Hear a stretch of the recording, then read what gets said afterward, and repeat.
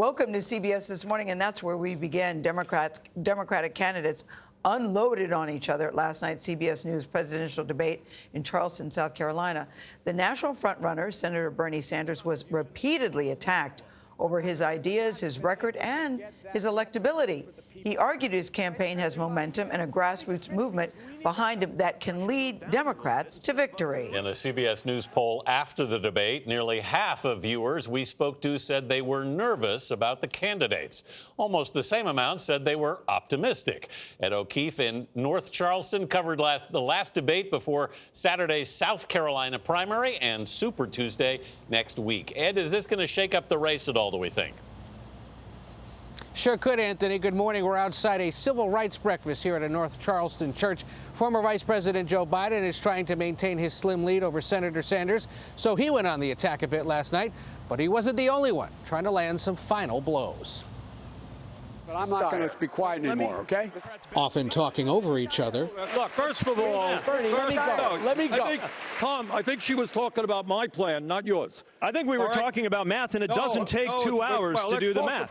The candidates made their final arguments before the South Carolina primary and Super Tuesday. I will win South Carolina. From the first sentence he uttered, Senator Bernie Sanders went after former New York Mayor Michael Bloomberg. The economy is doing really great for people like Mr. Bloomberg and other billionaires. But it was Sanders who was the punching bag for most of the attacks. Bernie and I agree on a lot of things, but I think I would make a better president than Bernie. I like Bernie. We came in together to the Senate, but I do not think that this is the best person to lead the ticket. I'm hearing my name mentioned a little bit tonight. I wonder why. And Sanders was pressed on his recent comments to 60 Minutes about Fidel Castro. I have opposed authoritarianism all over the world. What I said is what Barack Obama said in terms of Cuba, that Cuba made progress on education. We're not going to win these critical House and Senate races if people in those races have to explain why the nominee of the Democratic Party is telling people to look at the bright side of the Castro regime. Bloomberg, who will be on the ballot for the first time next week, also faced his own attacks. And the fact that he cannot earn the trust of the core of the Democratic Party means he is the riskiest candidate standing on this stage. All right, Senator. I have the experience, I have the resources, and I have the record.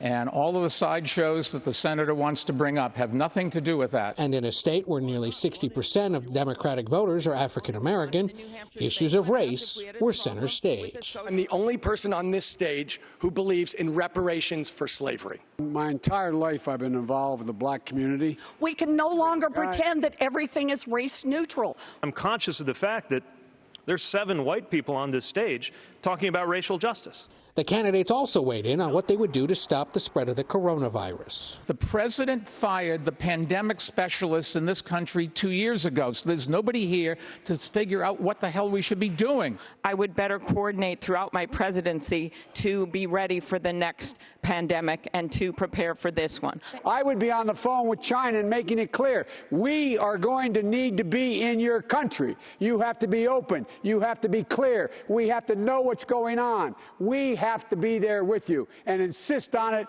and insist. In our CBS News poll of debate watchers, viewers said they were most impressed by Senator Sanders, followed by former Vice President Biden and Senator Warren. The campaigning continues across South Carolina and Super Tuesday states today.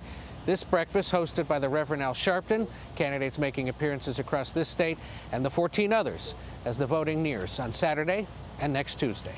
All Gayle? right. Ed, thank you very much.